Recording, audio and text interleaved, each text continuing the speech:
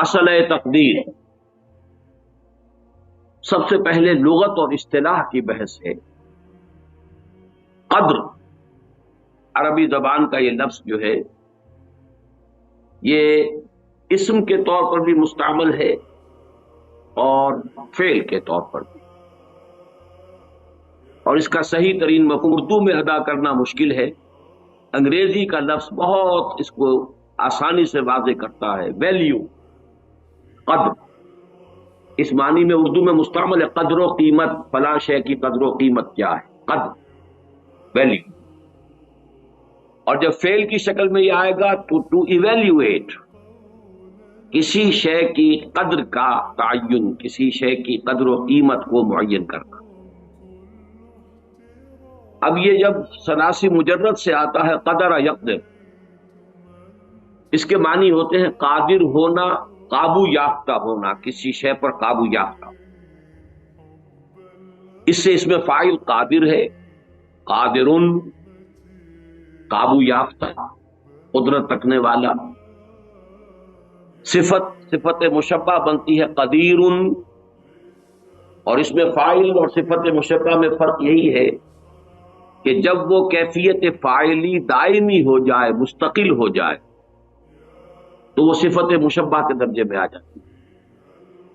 اور یہی صرف ایک نقطے کے طور پر عرض کر رہا ہوں کہ ہمارے ہاں ایک لفظ تو بہت بڑی گالی ہے، عامر۔ عامر گالی ہے، حالانکہ یہ اس میں فاعل ہے۔ امیر اسی سے صفت مشبہ ہے، اور اس کو ہم اچھے سنس میں استعمال کرتے ہیں۔ لیکن یہ کہ وہ عامر کے جو کا مفہوم جو ہے وہ جدید جو ہمارے تصورات ہیں، حقوق انسانی اور جمہوریت اور بندوں کی گنتی کرنا، بندوں کو گنا کرتے ہیں، تولا نہیں کرتے، اس کے حوالے سے عامر کا لفظ گالی بن گیا، حالانکہ امیر در حقیقت اسی سے صفت مشبہ ہے۔ اس سے مقدار، مفعال کے وزن پر اس میں آلہ بنا، وہ شے جس سے تعین ہوتا ہے، مقدار کتنی ہے، 1 من ہے، 2 من ہے، 3 من ہے، اس کے حوالے سے بھی آپ کسی کی ایویلویشن میں فائدہ حاصل کرتے۔ اور پھر اس کی جمع مقادیر ہے، یہ چونکہ آج کی حدیثوں میں بھی یہ لفظ آئے گا مقادیر کا، اسے یہاں نوٹ کر لیجیے۔ اب باب تفعیل سے ہے تقدیر، قدر یقدر تقدیرن۔ اس کے معنی ہے کسی شے کی مقادیر کی تعیین، مقداروں کا معین کر دینا، کسی شے کے لیے اندازہ معین کر دینا، اندازہ کرنا، یہ تقدیر ہے۔ چنانچہ آج میں نے جو 4 آیات ہیں ابتدائی، بلکہ میں نے ترتیب تو یہ رکھی تھی، ایک آیت سورہ تغابن کی، پھر 2 آیتیں سورہ حدید کی، اور پھر 4 آیتیں سورۃ الاعلیٰ کی۔ لیکن اب اس وقت بیان میں وہ جو تیسرے درجے میں، تیسرے نمبر پر بات آئی تھی، وہ پہلے آ رہی ہے، اور ان میں مشترک یہ ہے کہ مسبحات شمار ہوتی ہیں، وہ بھی 5 مسبحات ہیں۔ حدیث سے شروع ہو کر، کیوں چینج کر رہے ہو اس کو آواز؟ پہلے ٹھیک تھی۔ وہ سورہ حدیث سے سورہ تغابن تک مسبحات پہلی جو ہے، وہاں اس مجموعے میں وہ سورہ حدید ہے، آخری تغابن، اور آخری پارے میں سبح اسم ربک الاعلی، اسی پہلی آیت سے اس کا نام ہے سورۃ الاعلی۔ سبح اسم ربک الاعلی الذی خلق فسوی والذی قدر فہدی۔ اللہ تعالیٰ کے 4 افعال کا تذکرہ یہاں آ رہا ہے۔ سبح اسم ربک الاعلی، اپنے اس رب کے نام کی تسبیح کرو جو بلند و بالا ہے، سب سے اونچا ہے۔ لیکن اب اس کے بعد 4 افعال ہیں۔ الذی خلق فسوی، وہ ہستی کے جس نے پہلے پیدا کیا، پھر تسویہ کیا، اس کا تخلیق اور تسویہ۔ تخلیق کسی شے کا سٹرکچر بنا دے، ہیولہ بنا دے، ہیولہ سٹرکچر، اور پھر اس کے بعد تسویہ ہے اس کو سنوارنا، درست کرنا، اس کی آرائش، زیبائش، آرکیٹیکچرل ٹچز جس کو ہم کہتے ہیں۔ تو اللہ تعالیٰ کی تخلیق کے بھی یہ 2 مرحلے ہیں، الذی خلق فسوی والذی قدر، تیسرا مرحلہ ہے، ہر شے کا ایک اندازہ معین کر دیا۔ یہ اس کی تقدیر ہے. کس معنی میں؟ ایک تقدیر ہے نوع کی. انسان اگرچہ اشرف المخلوقات ہے لیکن اڑ نہیں سکتا.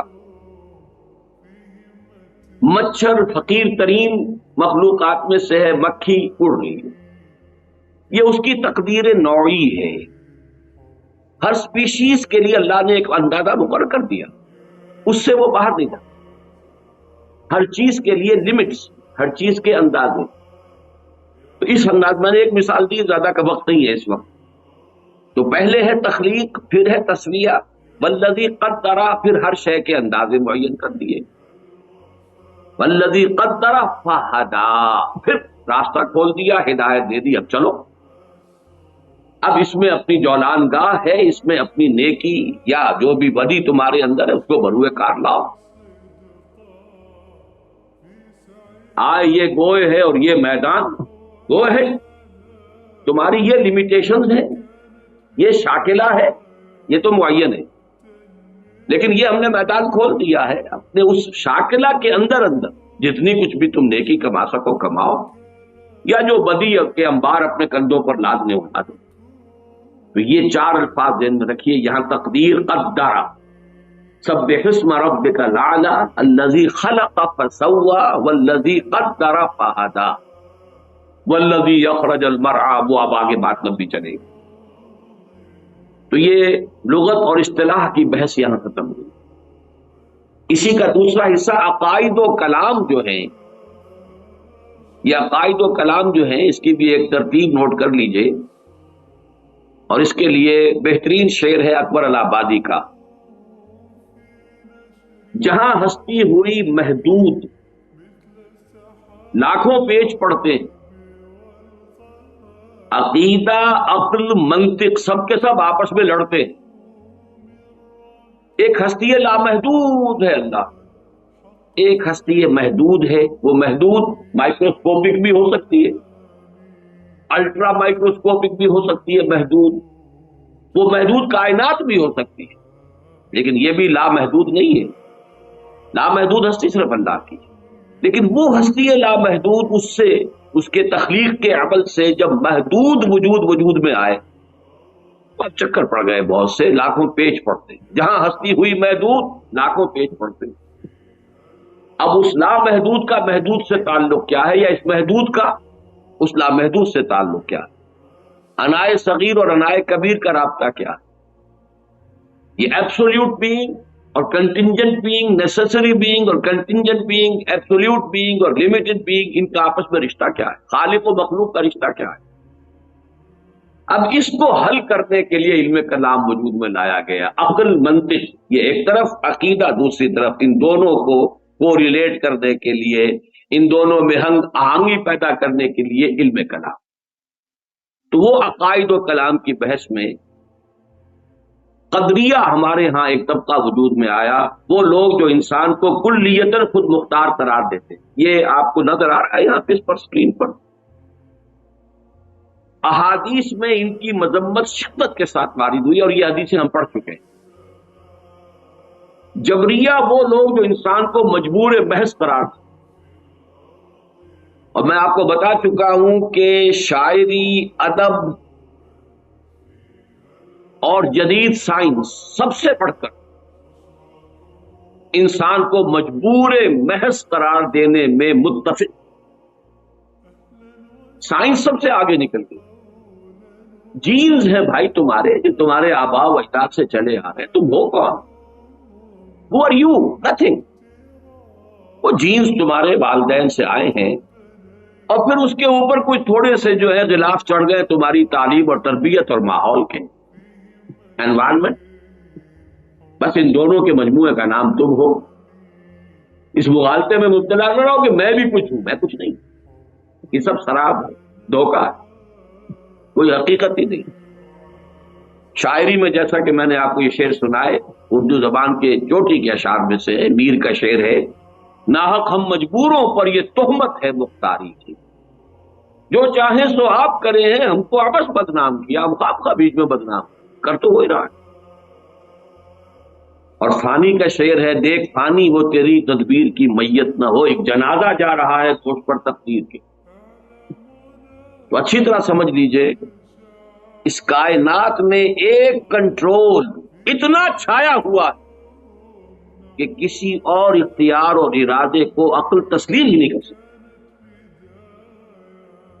اس لیے کہ جہاں کوئی اور اختیار اور ارادہ آئے گا اس کا مطلب یہ کہ اس بالا تر کنٹرول میں رکھنا پڑ گئے.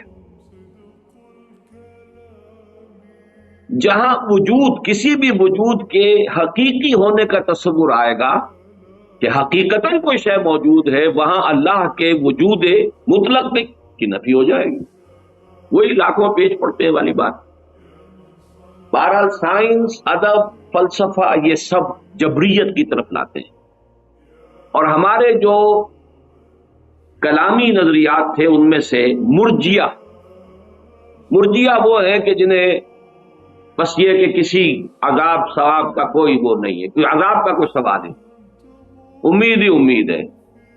اس لیے کہ جب مجبور ہے تو سزا کائے کی دے گا؟ جو کچھ کر رہے ہیں ہم اس کے جبر کی وجہ سے کر رہے ہیں، سزا کا کوئی سوال.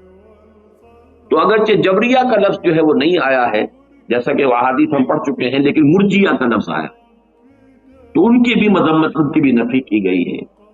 اب ان دونوں کے بین اہل سنت کا معتدل موقف کیا ہے، یہ آج الفاظ میں معین یہاں آپ کے سامنے لکھا ہوا.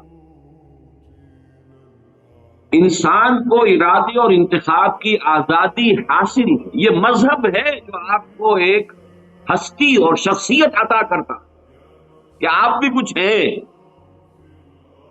سائنس نفی کرتی. وہ تو وہی لطیفہ وہ ملا نصر الدین کا کہ دو سیر قیمہ لے کر آئے تھے کہ ذرا کباب بنانا، اہلیہ کو دیا، خود چلے گئے کہیں کام باہر. اہلیہ کے کہیں اپنے میکے سے رشتے دار کو آ گئے، انہوں نے سب پکا پکو کے کھلا دیا. اب آئے ملا نصر الدین تو بھائی وہ ذرا کباب بنا کے لاؤ، کہ وہ تو سب بلی کھا گئی، سارا کھا گئی، سب کھا گئی. بلی کو پکڑ کے تولا تو وہ بھی 2 سیر، کہ اگر یہ بلی ہے تو وہ کباب کہاں ہے، اور یہ اگر کباب ہے تو بلی کہاں ہے.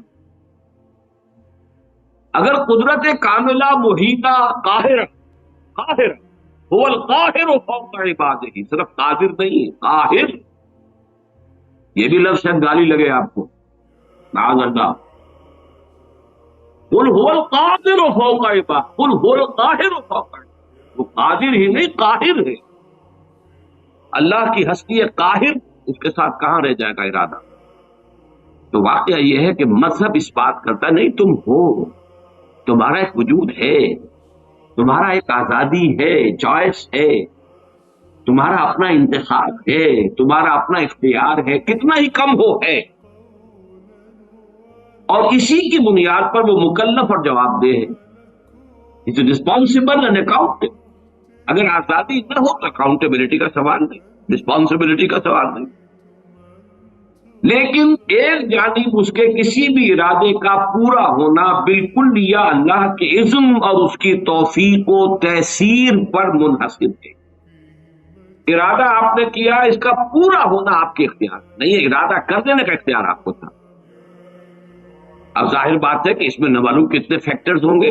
there's many a slip between the cup and the lip. ارادہ تو آپ نے کیا ہے، خارجی عوامل ہو سکتے ہیں، مادی عوامل ہو سکتے ہیں، کوئی شخص طاق میں بیٹھا ہوا ہے کہ آپ کا ارادہ پورا نہ ہونے دے، کوئی اور قوت ہے کہ جو رکاوٹ ڈال رہی ہے، اور سب سے اوپر یہ کہ اللہ کا اذن نہیں، اللہ کی تیسیر نہیں، اللہ کی توفیق نہیں، تو یہ وجود میں آ ہی نہیں سکتا. گویا انسان صرف کاسب اعمال ہے، خالق اعمال نہیں ہے. یہ الفاظ ہیں کہ جو اہل سنت کے اعتبار سے بہت اہم. کسب ہے کمائی، میں نے نیکی کا ارادہ کیا، بس میری کمائی ہوئی.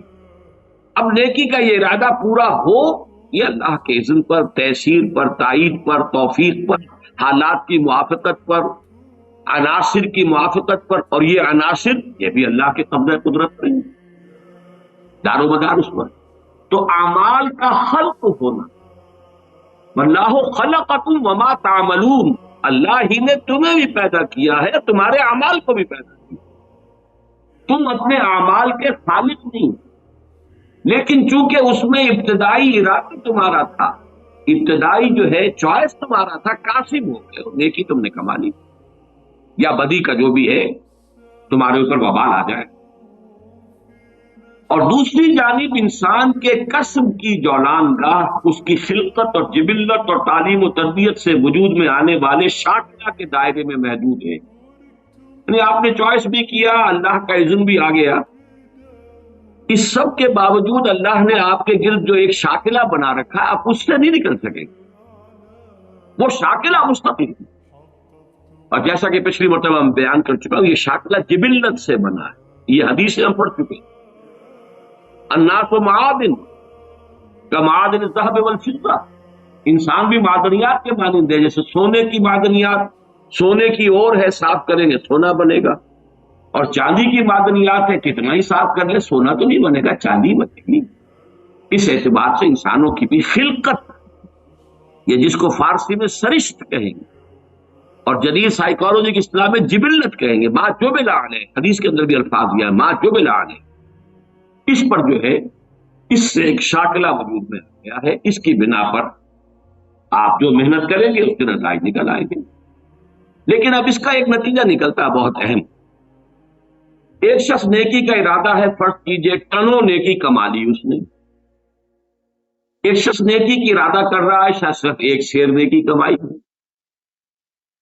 ہماری نگاہ ظاہر بین میں وہ ایک سیر بے حقیقت ہے ٹنوں کے مقابلے میں، لیکن ہو سکتا ہے کہ جو شاکلہ تھا اس کے اعتبار سے یہ ایک سیر جو ہے وہ بھی بہت بڑی اچیومنٹ، اس کے اندر رکاوٹیں اتنی تھیں، اس کی جبلت کے اندر خامیاں اتنی تھیں، اس کی سرشت کے اندر رکاوٹیں اتنی تھیں، struggling and struggling and struggling hard, تب کہیں جا کر وہ ایک سیر اس نے جو ہے وہ کمائی کی ہے نیکی کی۔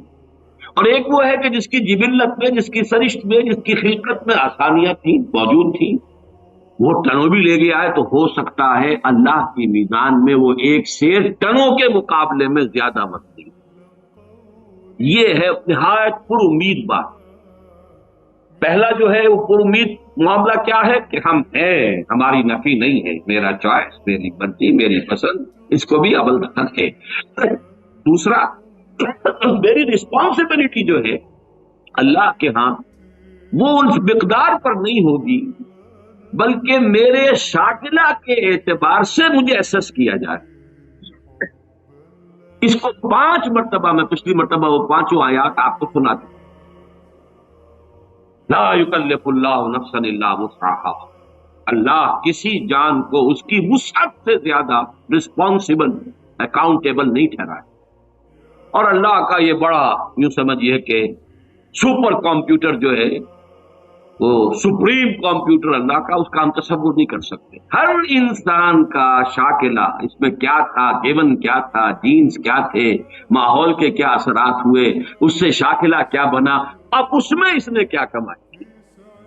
جیسے غزوہ تبوک کا وہ واقعہ ہے کہ بیچارے غریب مزدور انصاری صحابی نے وہ کچھ تھوڑی سی کھجوریں پیش کی لا کر چندے میں، ساری رات محنت کی کسی یہودی کے باغ میں، وہاں محنت کر کے آبیاری کی باغ کی، اور جو صبح کو کھجوریں ملی کچھ، اس میں سے آدھی گھر والوں کو دے دی، یہ دن بھر کا راشن ہے، آدھی لا کر حضور کی خدمت میں پیش کر دی۔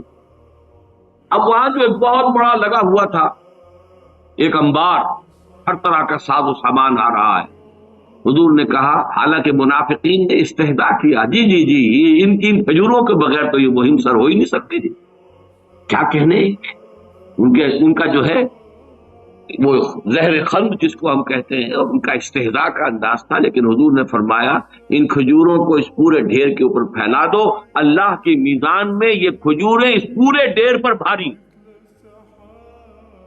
لا یکلف اللہ نفسا الا وسعها۔ آخری بات جو اس ایک شیٹ میں آئی ہے، ایمان بالقدر، جو ایمان کا جزو لازم ہے، یہ ہم پچھلی مرتبہ پڑھ چکے ہیں، آج میں صرف اس کا ٹائٹل آپ کو دکھا دوں گا۔ اللہ تعالیٰ کی 2 عظیم صفات، وہ عظیم صفات کیا ہے کہ وہ علی کل شیء قدیر، اور اس میں آج میں ایک اضافہ کر کے لایا ہوں، هو القاہر فوق عبادہ، وہ اپنے بندوں کے اوپر پوری طرح مسلط. قاہر کا ترجمہ کیا کریں گے؟ قہر، قہر، چھایا. یہ نہ سمجھو کہ بکٹڑ چھوڑ دیا ہے تم. معاذ اللہ. آزادی ضرور دی ہے لیکن you are with in his control. اللہ تعالیٰ کی دو عظیم صفات علی کل شیء قدیر اور بکل شیء علیم کے لوازم و متضمنات کی تصدیق و توثیق ہونے کے اعتبار سے ایمان باللہ کا لب لباب ہے. اب اس پر دوسری شیٹ لے آؤ بھائی. اس کا جو ٹائٹل ہے صرف دیکھ لیجئے. جو ہم پڑھ چکے ہیں حدیثیں جو اس میں ہیں یہ ہم پڑھ چکے ہیں. ایمان بالقدر، ایمان کا جزو لا ینفع.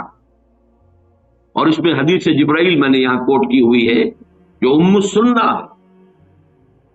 وَأَن تُؤْمِنَ بِالْقَدْرِ خَيْرِهِ وَشَرِّهِ. اور یہاں نوٹ کیجئے یہاں تومنا کا لفظ حدیث میں اس ڈیفینیشن میں دوسری مرتبہ اسی کے ساتھ آیا. ان تؤمن باللہ وملائکتہ وکتبہ ورسلہ وتؤمن بالقدر خیرہ وشرہ. تومنا کی تکرار اس کی اہمیت کو ظاہر، اس کے خیر پر بھی اس کے شر. تو پہلی بات تو یہ نوٹ کیجئے یہ ایمان کا جزو لازم. خیرہ وشرہ من اللہ تعالی. یہ جو بھی پھر وہ ایمان مفصل ہم نے یاد کیا تھا بچپن میں. خوش نصیب ہے وہ جنہیں بچپن میں یاد کرایا گیا. اور بہرحال ہینڈی کیپڈ ہے، میں بد نصیب تو نہیں کہتا، ہینڈی کیپڈ ہے وہ لوگ جنہیں بچپن میں یہ چیزیں یاد نہیں کرائی. بہرحال جب بھی اس کی تلافی کرے. آمنت باللہ وملائکتہ وکتبہ ورسلہ والیوم الآخر والقدر خیرہ وشرہ من اللہ تعالی والبعث بعد الموت. لیکن اس پر بحث و تمہیز کی اجازت نہیں ہے. مسئلہ اتنا الجھا ہوا ہے، اتنا ہی الجھا ہوا ہے جتنا کہ وجود کا مسئلہ، وحدت الوجود اور وحدت الشہود. اور یہ مسئلہ لا ینحل، اس لیے کہ ایک وجود مطلق ہے، ایک وجود لامحدود ہے، ایک وجود محدود ہے. ایک حادث ہے، ایک ازلی ہے، ابدی ہے، دائم ہے، قائم ہے. ایک حادث ہے اور فانی ہے. کیا ریلیشن شپ ہے بٹوین دی ٹو؟ اسی طرح کا معاملہ. لیکن اس خیر ہی اس پر بحث کرنے کی اجازت نہیں ہے. وہ حدیثیں ہم پڑھ چکے ہیں، یہ میں نے شیٹس تیار کروا لی ہیں. یعنی جو مشکات المصابیح کتاب ہے اس میں جو 46 احادیث ہے اس باب میں، ان میں نے ایک کا اضافہ کیا ہے کہ جو باب العلم میں سے میں نے لی ہے. پھر ان کو میں نے مختلف تقسیم کر دیا ہے عنوانات کے اعتبار سے. ورنہ واقعہ یہ کہ جب خود میں نے پڑھنا شروع کیا، میں پچھلی مرتبہ بھی اعتراف کر چکا ہوں کہ ایک دفعہ تو میں گم ہو کر رہ گیا. لیکن جب میں نے مختلف موضوعات کی احادیث کو علیحدہ علیحدہ کر کے دیکھا تو بات کھلتی چلی گئی. یہ میں نہیں کہہ سکتا کہ بالکل سلجھ گئی، لیکن بہت حد تک دوڑ سلجھ گئی. اور وہی میں کوشش کر رہا ہوں کہ آپ تک بھی منتقل کروں. تو ایمان بالقدر ایمان کا جزو لا ینفع ہے. وَأَن تُؤْمِنَ بِالْقَدْرِ خَيْرِهِ وَشَرِّهِ، یہ حدیث جبرائیل کے الفاظ ہیں. رواہ مسلم عن عمر بن الخطاب رضی اللہ عنہ. لیکن اس پر بحث و تمیز کی اجازت نہیں. عزمت علیکم، عزمت علیکم، حضور نے 2 مرتبہ فرمایا. یہ حدیثیں ہم پڑھ چکے ہیں. میں تم پر لازم کرتا ہوں کہ اس معاملے کے اندر بحث و تمیز مانو. مراقبہ کرو گے تو سمجھ میں بھی آ جائے گی. ایک دوسرے سے سمجھنے کے لیے سوال کرو گے تب بھی مفید ہوگا. بحث و تمیز جن ہو اور رد و قضا کرو گے تو پھر یہ بات جو ہے تمہارے ہاتھ سے نکل جائے. اچھا، یہاں خیر ہی وشرط ہی من اللہ تعالیٰ کا مطلب کیا ہے؟ یہ میں نے پہلے بیان کیا تھا کہ ہمارے سورہ تغابن اور سورہ حدید کے درس میں یہ بات بہت وضاحت سے آ چکی. دیکھیے اس وقت ویژولائز کیجئے، بلکہ مجھے خیال ہوا میں اسی کے ساتھ وہ ایک ڈائیگرام بھی بنا کے لے آتا.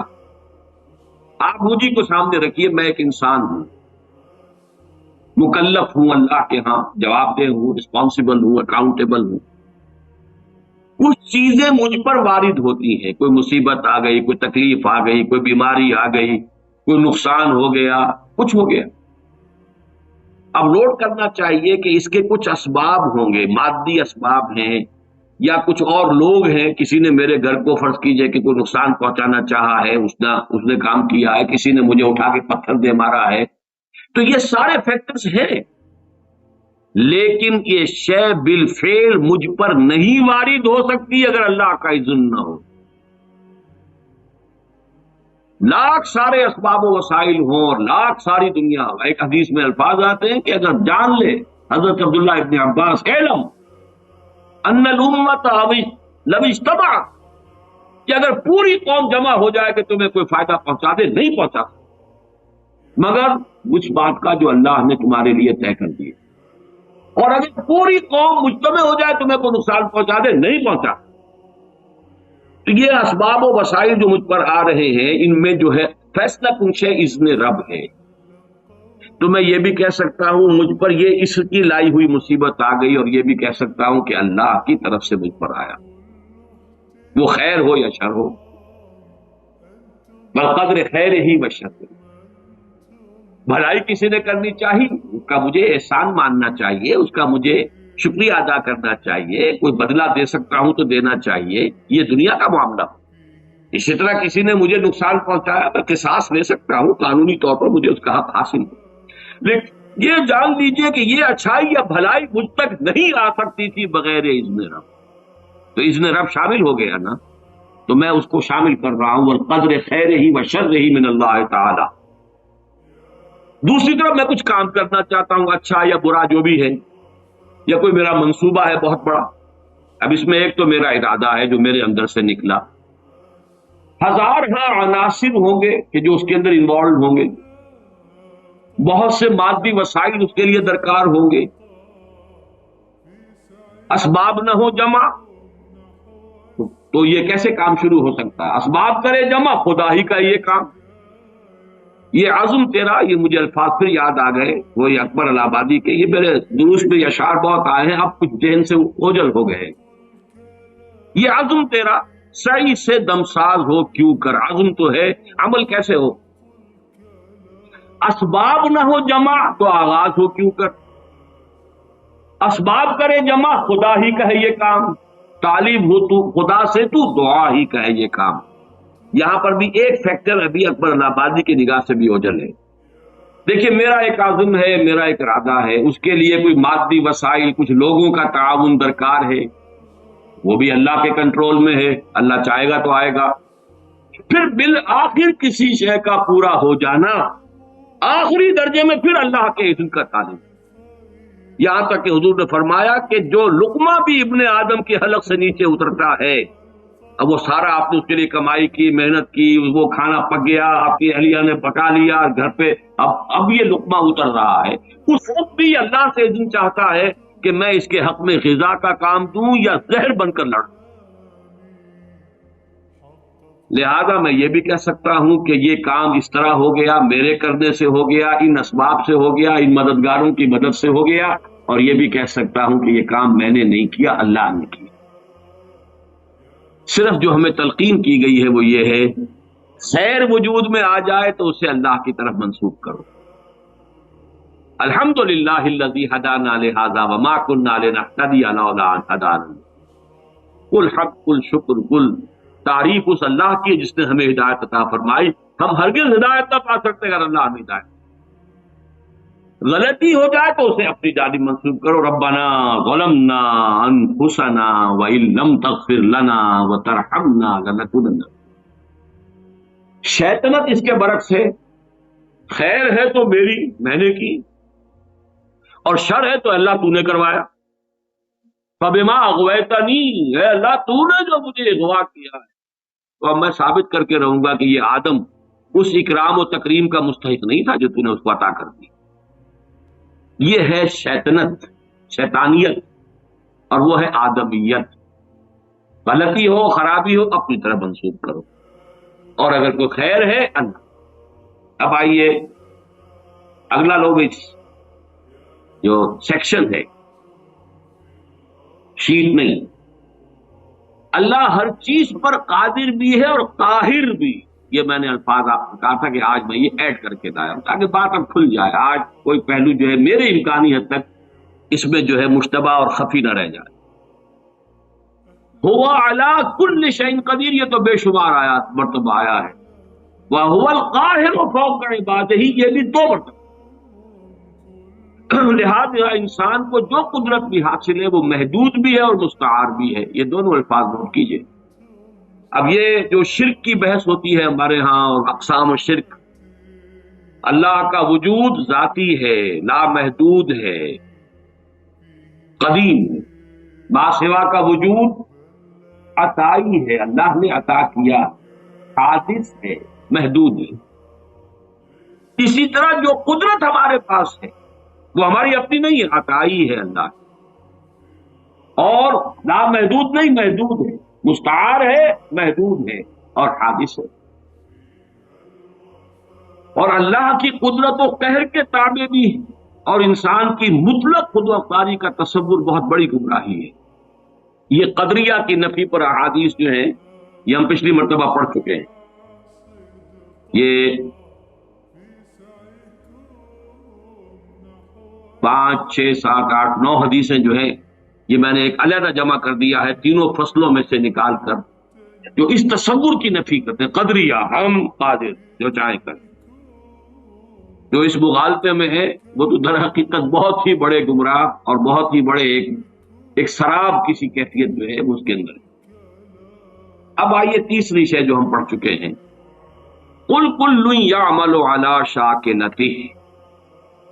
یہ آیت جو ہے سورہ بنی اسرائیل کی 84 آیت، اس کا پہلا ٹکڑا یہ انتہائی اہم ہے، جو آج جس طرح نکھر کر آیا ہے اس سے پہلے یہ ہو ہی نہیں سکتا۔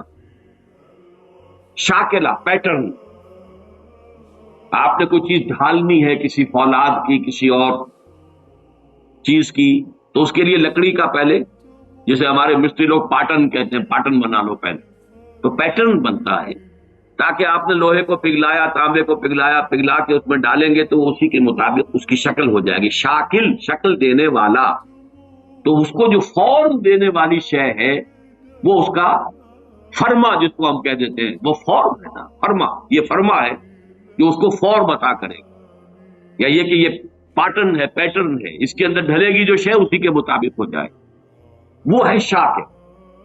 اور یہ شاکلہ جو ہے آج ہمیں معلوم ہے جینز کے حوالے سے۔ ابھی حال ہی میں چند روز پہلے کلوننگ کے موضوع پر ایک مذاکرہ سا ہوا تھا پنجاب یونیورسٹی میں، اور میں اس میں سامع کی حیثیت سے گیا تھا، اور مجھے اس سے فائدہ بھی ہوا، اور احساس ہوا یہ کہ جو میں نے بارہا یہ بات کہی ہے کہ اللہ تعالیٰ نے جو، حالانکہ مجھے پریکٹس نہیں کرنی تھی اور میڈیکل پروفیشن کو اس طرح اس کے علم میں تو تھا کہ مجھے پرسو کرنا ہی نہیں ہے، پھر بھی مجھے اس طرح سے کیوں گزارا؟ اگر میں اس میں سے نہ گزرا ہوتا تو یہ ساری بحثیں میرے سر کے اوپر سے گزر جاتی، میں ان کو بالکل سمجھ نہ سکتا۔ لیکن چونکہ وہ بایولوجی اور اناٹمی اور فزیولوجی اور ایمبریولوجی اور یہ چیزیں پڑھی ہیں، سیل سٹرکچر پڑھا تھا، تو وہ چیز سمجھ میں آتی۔ لیکن آج وہ بات شاکلہ، ہر شخص کا ایک شاکلہ، انڈیویجول شاکلہ، اور یہ شاکلہ بنیادی طور پر جبلت اور فطرت کے مجموعے کا نام ہے۔ ایک فطرت ہے، اور فطرت کا تعلق ہے انسان کے روحانی وجود سے۔ ایک جبلت ہے، یا سرشت فارسی کا لفظ ہے، جبلت عربی کا لفظ ہے، لیکن عربی میں اس سرشت کے لیے صحیح لفظ ہے خلقت۔ خلقت ایک ہماری خلقت ہے، ایک ہماری فطرت۔ خلقت اس آب و گل کی دنیا سے ہے، پانی اور مٹی کی دنیا سے آئی ہے خلقت، یہ یہاں سے آئی ہے، فطرت وہاں سے آئی ہے۔ کل مولود یولد علی الفطرہ، یہ 3 حدیثیں ہیں اس میں کہ جو ہم پڑھ چکے ہیں۔ الناس معادن کمعادن الذهب والفضہ، وہ بھی ہم پڑھ چکے ہیں۔ کل مولود یولد علی الفطرہ، وہ بھی ہم پڑھ چکے ہیں۔ اور اہم ترین حدیث یہ ہے کہ فإنہ یسیر الی ما جبل علیہ، اگر تم سنو کہ کسی انسان کی، تو اگر تمہیں یہ کوئی سنائے آ کر کے کوہ احد اپنی جگہ سے ٹل گیا تو مان لینا کہ ہاں یہ ہو سکتا ہے، ممکن ہے۔ لیکن اگر یہ کہا جائے کہ کسی شخص کی سرشت بدل گئی ہے تو کبھی نہ مان۔ یہ شاکلہ، اس شاکلہ کے لیے یہ 3 حدیثیں۔ اب آج جو لینا ہے، جتنا بھی ہمارے لیے وقت ممکن ہو، تو وہ چوتھا اور آخری سیکشن ہے، اگرچہ اس کے 3 سب سیکشنز ہیں۔ اس کا ٹائٹل نوٹ کیجئے، اللہ کا علم کامل بھی ہے اور قدیم بھی، اور آنے واحد میں یہ الفاظ نوٹ کیجئے، کل کون و مکان اور ماضی، حال اور مستقبل سب کو محیط۔ یہ بات اللہ کے علم کے بارے میں اچھی طرح جان لیجئے کامل اور قدیم، اس کے ساتھ ہی کل کون و مکان کو محیط، یہ اس کا ایک ڈائمنشن ہے، لینتھ اینڈ بریڈتھ، وہ ڈائمنشن ہو گئی کون و مکان۔ اور مکان میں پھر تین آتے ہیں، ماضی، حال اور مستقبل، ان سب کو محیط ہے آنے واحد میں۔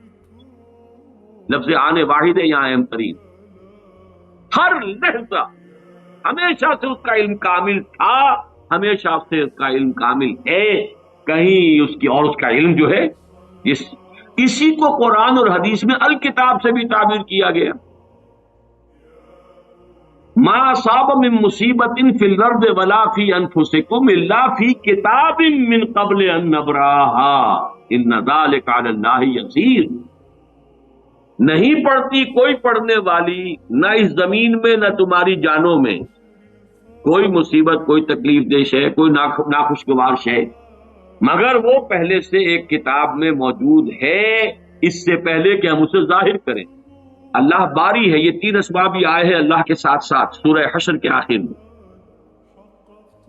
الباری، الخالق، الباری، المصور، تین الفاظ، باری، خالق، مصور۔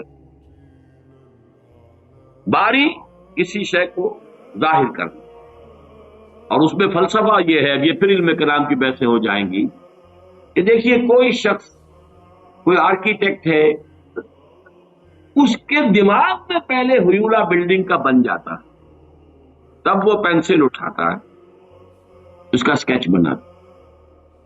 یہاں بن چکی ہے بلڈنگ، یہاں کانسیپٹ آ چکا ہے، دماغ میں ہے۔ اسی کو صور علمیہ کہتے ہیں اسلامی فلسفے میں، صور صورت کی جمع، علمی صورتیں جو اللہ کے علم کے اندر ہمیشہ سے تھی۔ میں ہمیشہ سے تھا اللہ کے علم میں، کیا ممکن ہے کہ علم الہی پر کوئی لحظہ ایسا گزرا ہو کہ جس میں میں موجود نہ ہوں یا آپ موجود نہ ہو؟ ذرا کبھی اس کے تصور کریں گے، مراقبہ کریں گے تو بڑا یوفوریا ہو جائے گا ایک دم، پھر سبحانی معظم شانی بھی آپ کی زبان سے نکل سکتا ہے۔ میں تو ہمیشہ سے اللہ کے علم میں ہوں، اس اعتبار سے میں خود بھی علمی اعتبار سے ہمیشہ سے موجود ہوں۔ ہاں، ایک وقت میں میں صرف اللہ کے علم میں تھا،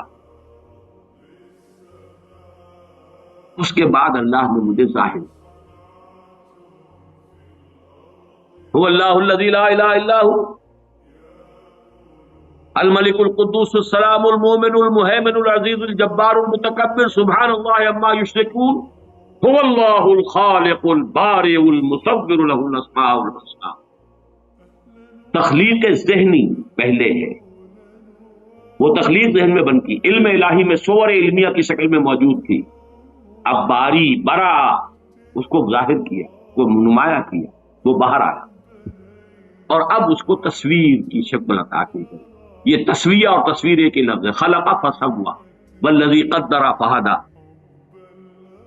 تو اس الکتاب میں جو کچھ لکھا ہوا موجود ہے، اس میں درج کوئی شے غلط نہیں ہو سکتی۔ کیا اللہ کا علم کسی مرحلے پر جا کر غلط ثابت ہو سکتا؟ معاذ اللہ۔ اب ان دو چیزوں کو ذہن میں رکھیے علم کے حوالے سے، اور تقدیر کا اصل مسئلہ جو ہے، جو الجھتا ہے، وہ اس مسئلے کو نہ سمجھنے کی وجہ سے۔ لیکن جو الفاظ لکھے ہیں آخری اس کو نوٹ کیجئے، البتہ اللہ کا یہ علم قدیم و قطعی، قدیم بھی ہے، قطعی ہے،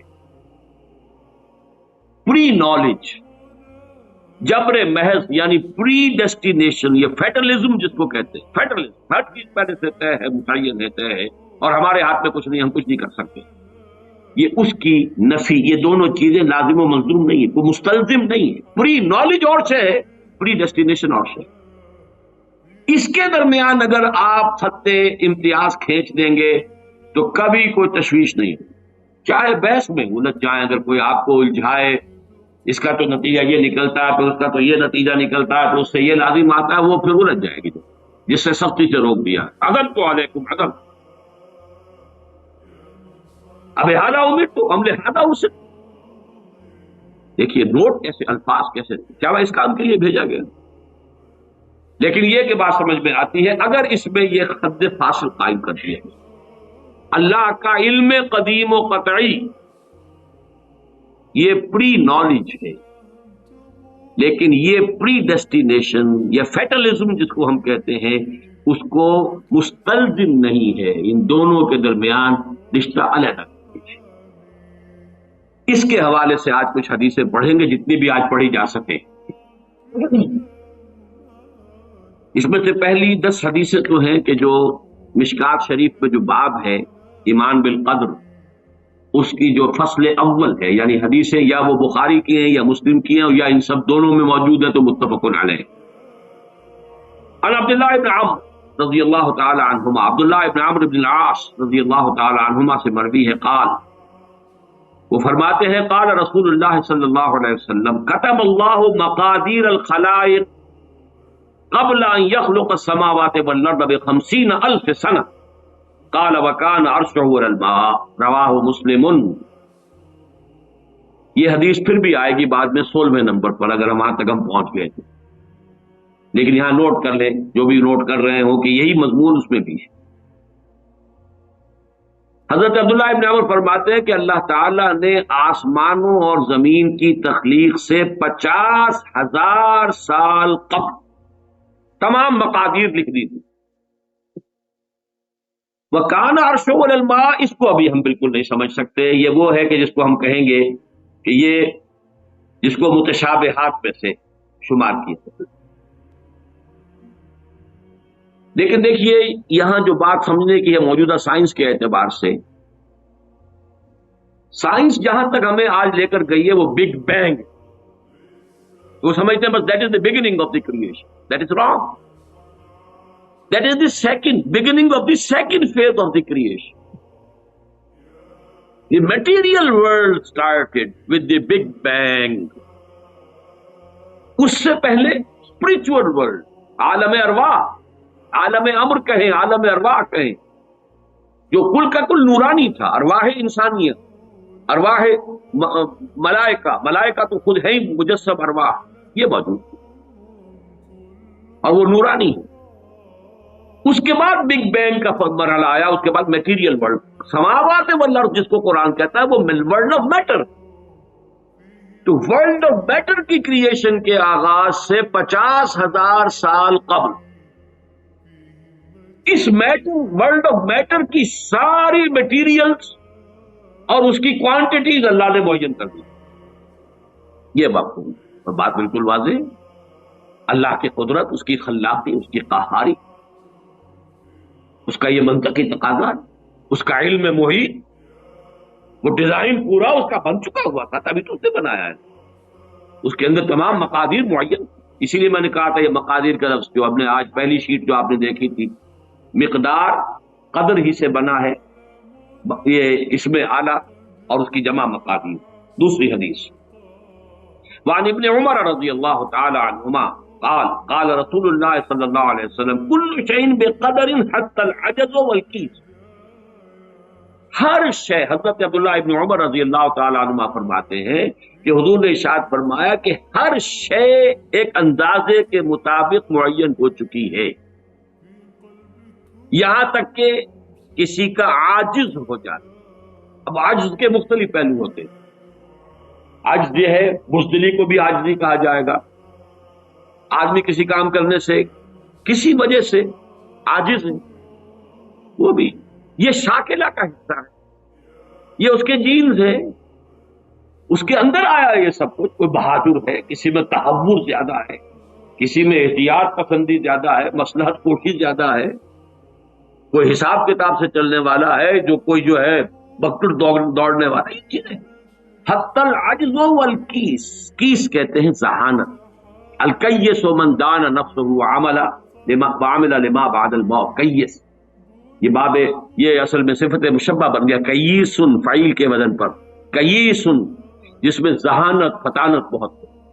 اب یہ ذہانت کسی کی کتنی ہے؟ ذہانت نہیں بڑھ سکتی، شارپ کی جا سکتی ہے، آپ چھری کو تیز کر لیجئے، لیکن یہ کہ اس کا سائز تو وہی رہے گا، چھری تو وہی رہے گی، لیکن یہ کہ ذہانت کو آپ شارپن کر لیں، یا ذہانت کو آپ بروئے کار لے آئیں، لیکن وہ جو بھی دی ہے اللہ نے وہ اتنی، اس کے اندر اضافہ نہیں.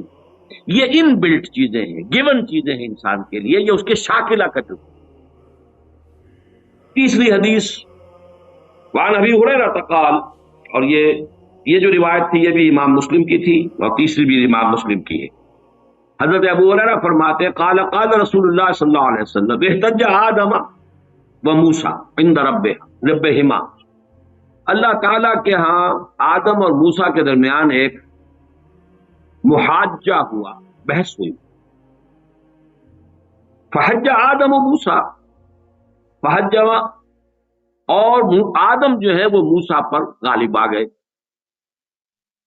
قال موسیٰ، حضرت موسیٰ نے یہ کہا انت آدم الذی خلق اللہ بیدہ، خلقک اللہ بیدہ، آپ ہیں نا وہ آدم جسے اللہ نے اپنے ہاتھ سے بنایا تھا. ونفخ فیک من روحہ، اور پھر آپ نے اپنی روح میں سے پھونکا. واسجد لک ملائکتہ، اور سارے اپنے فرشتوں کو آپ کے سامنے سجدے میں ڈال دیا. واسکنک فی جنتہ، اور پھر آپ کو اپنی جنت کے اندر اس نے مقام دیا اور وہاں ٹھہرایا. ثم اہبطت الناس بخطیئتک الی الارض، پھر یہ آپ نے اپنی خطا کی وجہ سے ہم انسانوں کو جو ہے زمین پہ اٹھا دے مارا، زمین پر اتروا دیا. گویا کہ الزام پروسیکیوشن کر رہے ہیں حضرت موسیٰ حضرت آدم. اللہ نے یہی احسانات آپ پر کیے اور آپ نے اپنی اس غلطی کی وجہ سے ہمارے ساتھ یہ معاملہ کرا دیا. قال آدم، اب حضرت آدم کی باری آئی.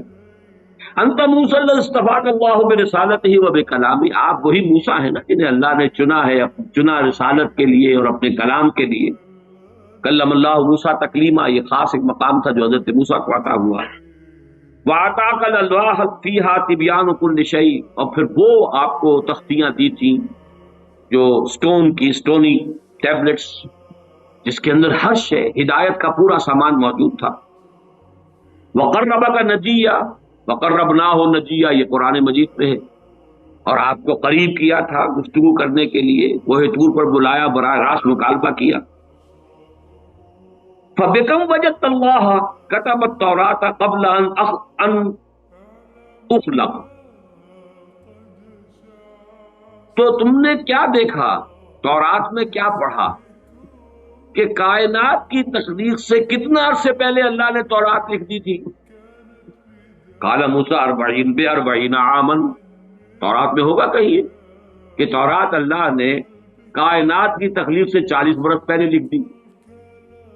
قال آدم، پھر حضرت آدم نے فرمایا فَهَلْ وَجَدْتَ فِيهَا وَعَصَىٰ آدَمُ رَبَّهُ فَغَوَىٰ، اس میں آپ نے یہ آیت بھی پڑھی کہ نہیں پڑھی کہ آدم نے اپنے رب کی نافرمانی کی اور وہ راہ ہدایت سے عارضی طور پر وہ گویا کہ منحرف ہو گئے. قال نعم، موسیٰ نے کہا ہاں یہ تو میں نے پڑھی. قال فتلومنی علی ما عملت عملا كتبه الله ولا ان اعمله قبل ان يخلقني ب40 سنة، تو اب کیا آپ مجھ پر الزام لگا رہے ہیں اس چیز کے لیے کہ جو اللہ نے لکھ دی تھی میری تخلیق سے بھی 40 برس قبل.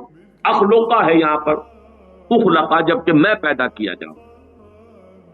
قال رسول اللہ صلی اللہ علیہ وسلم حج آدم موسیٰ، حضرت حضور نے فرمایا کہ موسیٰ، حضرت آدم جو ہے وہ بازی لے گئے حضرت موسیٰ پر. اب یہاں پہ جو لفظ میں چاہتا ہوں خاص طور پر نوٹ کر لیں، اس حدیث میں کئی سوالات اٹھ کھڑے ہوتے ہیں ذہنوں، وہ لفظ کتاب، کتب، یہ کتاب ہے اللہ کا وہ علم قدیم. اس کو اسی کے حوالے سے، اسی دروازے سے اس حدیث میں داخل ہوں گے تو کوئی اشکال نہیں، اور اگر ادھر ادھر کہیں بھٹک جائیں گے تو پھر یہ کہ اس سے نکلنا نصیب نہیں ہو. لیکن یہ اللہ کا وہ علم قدیم ہے جو غلط نہیں. چوتھی حدیث، اچھا یہ بڑی اہم ہے اور یہ 40 نووی میں بھی ہے، اور اس میں وہ بات واضح ہو جائے گی کہ فطرت کی جڑ کیا ہے اور خلقت کی جڑ کیا ہے. وعن ابن مسعود رضی اللہ تعالی عنہ، حضرت عبداللہ ابن مسعود سے مروی ہے، قال حدثنا رسول اللہ صلی اللہ علیہ وسلم وهو الصادق المصدوق، وہ فرماتے ہیں کہ ہمیں بتایا اللہ کے رسول صلی اللہ علیہ وسلم نے، اور نوٹ کرو وہ صادق ہیں، مصدوق ہیں. صادق ہیں، سچے ہیں، مصدوق ہیں کہ ان کی سچائی پر خود اللہ گواہ. اچھا یہ کیوں کہنے کی ضرورت پیش آئی؟ کسی عام طور پہ شاید میرے علم میں تو نہیں کہ کسی اور حدیث سے پہلے یہ الفاظ ہوں، اس لیے کہ اس میں جو امور آ رہے ہیں وہ عام ذہن انسانی اس کو ذرا قبول کرنے سے تھوڑا سا ہچکچاتا ہے، رکتا ہے، تو اس لیے ایمفیسائز کیا وہ صادق المصدوق۔ وہ کیا بتایا حضور نے؟ انا خلق احدکم یجمع فی بطن امہ 40 یوما، تم میں سے ہر شخص کی خلقت اس کے ماں کے پیٹ میں 40 دن ہوتی ہے، نطفتن 40 یوما نطفتن، ویکون علقۃ مثل ذلک، اسی طریقے سے پھر وہ علقہ کی صورت میں ہوتی ہے، ثم یکون مضغۃ مثل ذلک، پھر اتنا ہی عرصہ اس کا مضغہ کی ایک سٹیج ہے، ثم یبعث اللہ الیہ ملکا باربع کلمات، پھر اس کو اللہ تعالیٰ اس کے پاس بھیجتا ہے، یعنی یہ 120 دن 4 مہینے، اس کے بعد نفخ روح ہوتی ہے، اور اس نفخ روح کے ساتھ ہی وہ جو علم الہی کی کتاب قدیم ہے اس میں جو اس شخص کا کھاتا ہے پرٹیکولر، اس کا پرسنل لیجر جو ہے، وہ اس کی پوری کاپی جو ہے وہ وہاں پر درج کر دی جاتی ہے۔ تو اللہ تعالیٰ بھیجتا ہے، یا یہیں سے بعض فقہا نے یہ مسئلہ نکالا ہے کہ 120 دن تک 4 مہینے تک جو جنین ہوتا ہے رحم مادر میں، اس پر انسان کا اطلاق نہیں ہو سکتا، وہ حیوان انسان تو ہے صرف، ابھی انسان نہیں ہے، انسان اس وقت مکمل ہوگا جب روح پھونکی جائے گی، اور وہ 120 دن کے بعد۔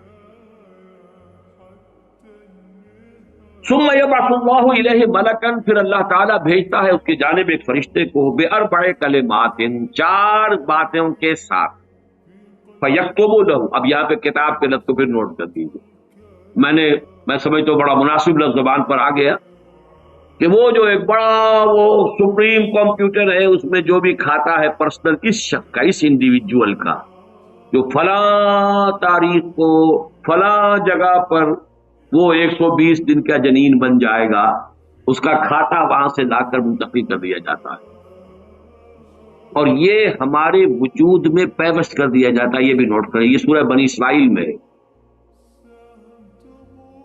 سورہ بنی اسرائیل میں جہاں شاکلہ کا لفظ آیا آخر میں جا کر، شروع میں یہ بھی ہے کہ ہر شخص کا وہ جو نام اعمال ہے وہ اس کی گردن میں کہیں کوئی جگہ ہے، کوئی مائکروسکوپی بھی کوئی الٹرا مائکروسکوپک ہوگی، کہ جس کے اندر وہ شفیع عنقہ ونخرج لہ یوم القیامۃ کتابا یلقاہ منشورا وکل انسان الزمناہ طائرہ فی عنقہ ونخرج لہ یوم القیامۃ کتابا یلقاہ منشورا۔